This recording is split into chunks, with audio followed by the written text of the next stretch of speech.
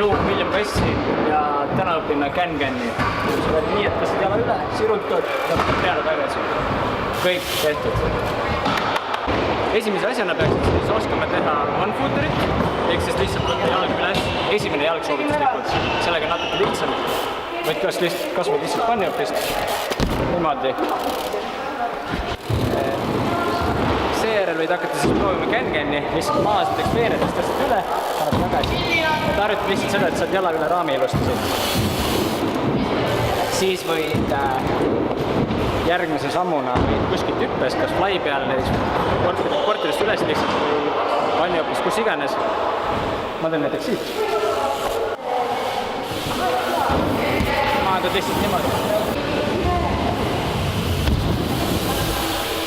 Ja siis hakkad hüppes tegema niimoodi, et tõstad raami kohale jala, paned peale tagasi, paned natuke üle, tagasi, iga korraga järjest kaugemale, kuni lõpuks teed mingi kuule sirutuse. Leiutad enda stiili ja chillid lihtsalt. Et soovituslik on siis teha esimese jalaga, sellepärast et pedaalid jäävad üldjuhul niimoodi paremini.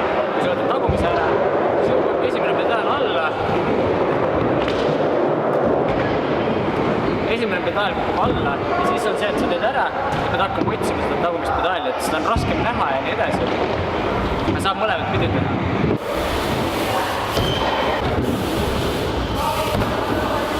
Can-Can on põhimõtteliselt üks kõige lihtsamaid trikki üldse.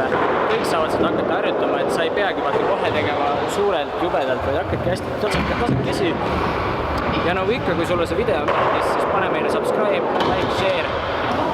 Me näeme järgmine nädal.